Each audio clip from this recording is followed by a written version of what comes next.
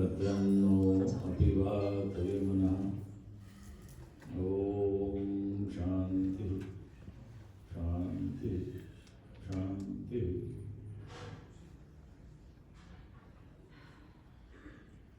संत समाज प्रत्यक्ष उदाहरण जो आपके सामने बैठे हुए हैं। समय की मर्यादा, काल की मर्यादा, समाज की मर्यादा, स्थान की मर्यादा अगर किसी से देखनी हो, सीखनी हो, तो संत समाज आपके सामने बैठा है, उन्होंने प्रस्तुत की है। संत और समाज, समाज के बिना संत नहीं होता है और संत के बिना समाज अधूरा है। स्वामी जी ने अपने अंतिम जो उनके वाक्य थे, we are also from society, हम भी एक समाज के ही अंग हैं। संतों का कोई विशेष कोई परिवार नहीं होता है, संत भी समाज से ही आते हैं। जैसे आपके माता पिता, मामा, काका, भाई, बंधु हैं, वैसे ही हमारे भी थे। हम कोई आकाश से नहीं आए हैं, हमारा जन्म किसी कोई संत से नहीं हुआ है। हमारी माता, हमारे पिता, ये सब जितने बैठे हुए हैं, उनकी भी उन्हीं से हम लोग आए हुए हैं। तो संत और समाज ये भिन्न नहीं है, वो एक ही है। परंतु भिन्नता कहाँ आती है? जब कोई बालक, चाहे वो ध्रुव हो, प्रहलाद हो, नारद जी हो, व्यास हो, भगवान शंकराचार्य हो, माधवाचार्य हो, रामानंदाचार्य हो, निम्बर्काचार्य हो, कोई भी हो,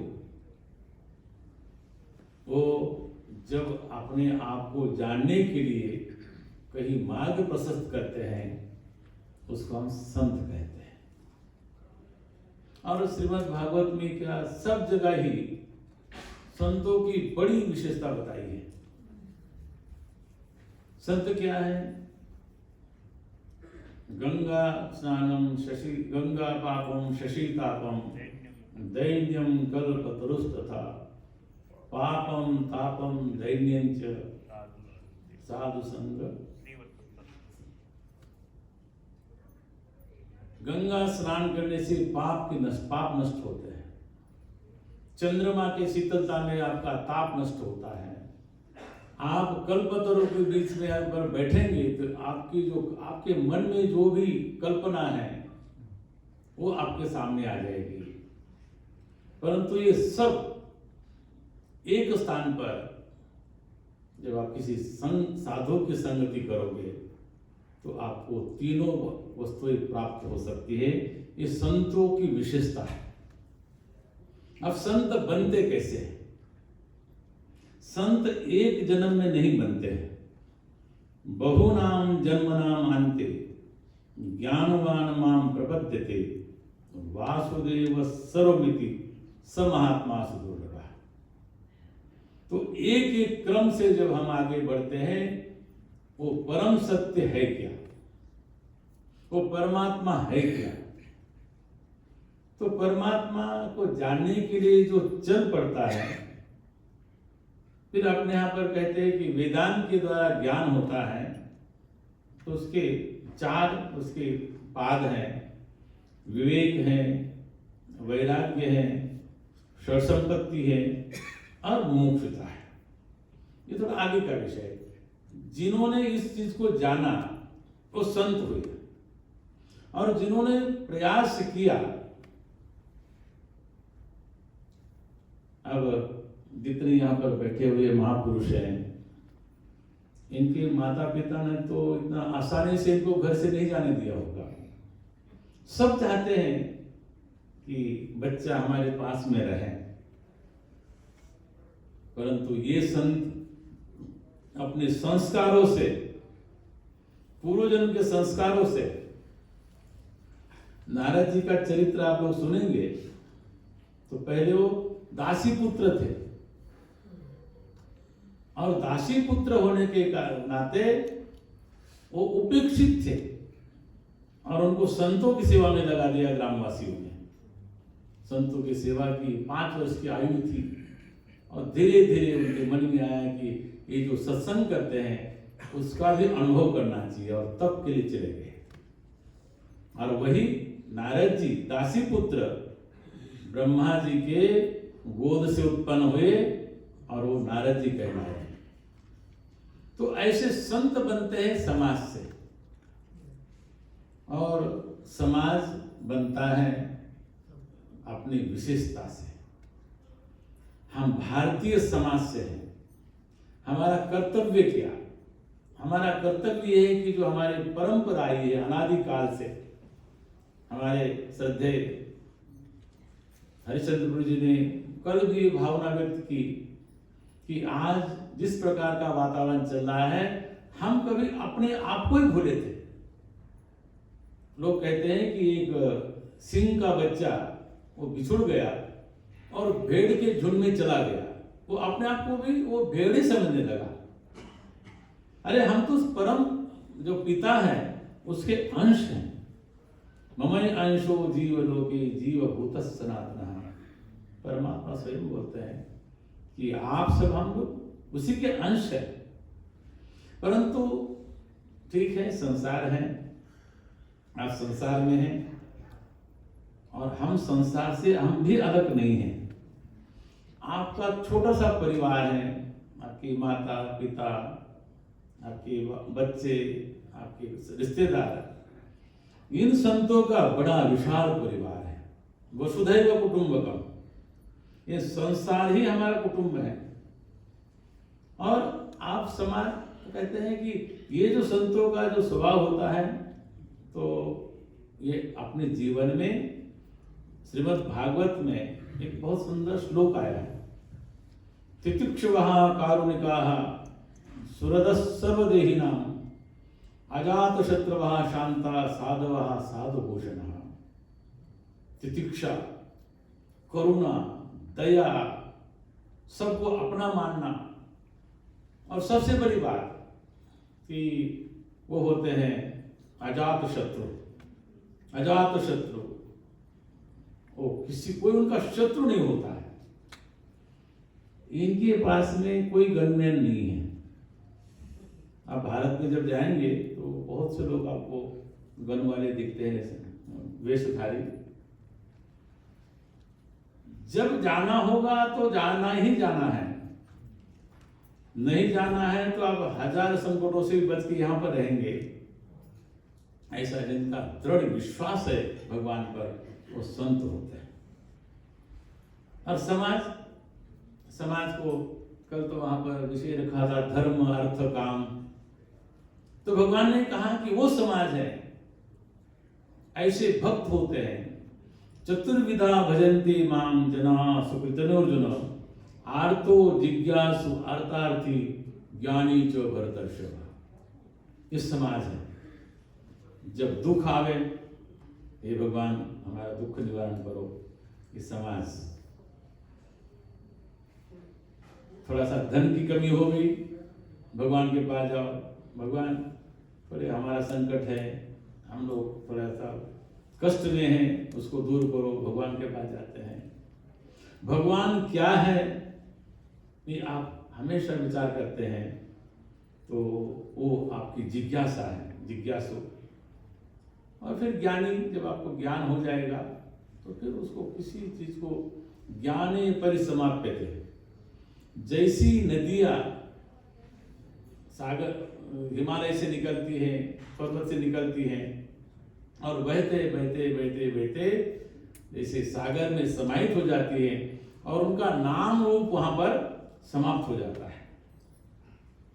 तो इस प्रकार ये हमारा समाज और हम दोनों ही संग संग हैं। और हम यहाँ पर ये संतों का तो ये कहेंगे कि भारत में आपको बहुत जगत गुरु मिलेंगे, परंतु वास्तविक जगत गुरु तो ये हैं, क्योंकि न्यूयॉर्क में जगत आता है और न्यूयॉर्क में रहने वाले जिनको उपदेश देने वाले ये सब जगत गुरु यहाँ जो बैठे हुए हैं, इनका तो बहुत बहुत धन्यवाद करना चाहिए कि हमारी जो भारतवर्ष की परंपरा है उसको जीवित रखने का। और साथ साथ में मैं बड़े आदरपूर्वक कहूँगा कि जो यहाँ के मंदिर संचालक होते हैं, एक बात ये है कि ये समझना कि ये जो हमारे ब्रह्मरुद्र होते हैं, ये भूदेव होते हैं, ये बड़े ही अपने जीवन में तपस्या करते हुए वेद को पढ़ते हैं, शास्त्र को पढ़ते हैं, और उनको आप यहाँ पर आहूत करते हैं और वो आकर के आपको यहाँ पर मार्गदर्शन करते हैं।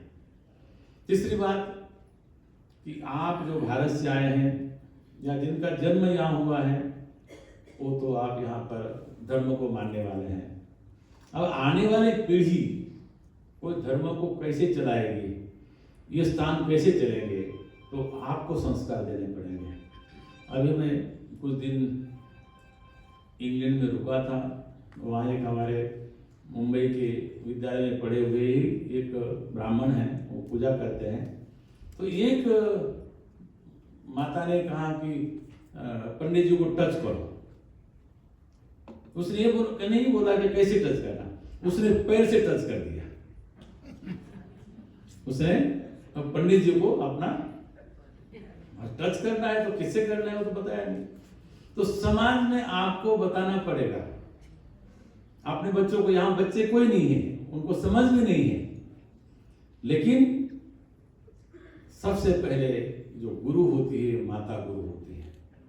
माता को अपने बच्चे को समझाना पड़ेगा कि हमारे भगवान हैं, ये हमारे शास्त्री जी हैं, ये पुजारी हैं, ये पूजक अर्चक है और वो हमारे भगवान हैं, ये आपको समझाना पड़ेगा।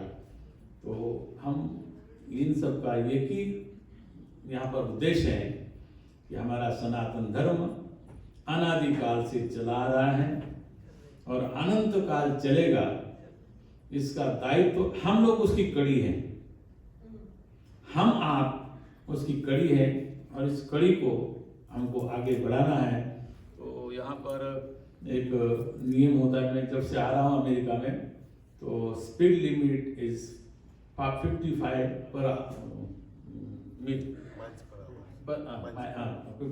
Miles per hour. उसके 1-2 मिनट, अब 1-2 अगर माइल आगे चलोगे तो पुलिस वाले कुछ नहीं बोलेंगे, तो बाद में आपको टिकट मिलेगी। तो हम लोग ऐसे भी यहाँ से हमको स्पीड लिमिट दी थी उतने की, तो हम लोग वहाँ तक पहुँचे हैं, तो आगे टिकट न मिले उसका ध्यान रखना चाहिए। तो आप सब लोग धन्यभागी हैं कि हिंदू सेंटर, शिव शक्ति पीठ, जहाँ जहाँ सत्संग होता है वहाँ पर जाते हैं। और विशेष करके हमारे स्वामी नित्यानंद जी महाराज यहाँ की लोकल लैंग्वेज में अपनी बात कहते हैं। लोकल मतलब यहाँ के अमेरिका के लैंग्वेज, इंग्लिश में बात कहते हैं।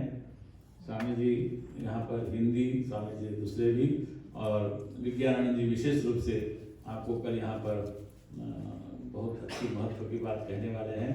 तो अधिक न कहते हुए हमारे संपूर्ण यहाँ के जो व्यवस्थापक हैं, अध्यक्ष हैं, उपाध्यक्ष हैं, संचालक हैं, सभी वो है, और विशेष रूप से हमारे दीक्षित जी जो हम लोगों को जोड़े रखते हैं, इनका विशेष धन्यवाद करते हुए, और आप सबको यही भगवान से मैं ये चाहता हूँ कि आपकी धर्म की भावना बनी रहे, आप धर्म का रक्षण करते रहें।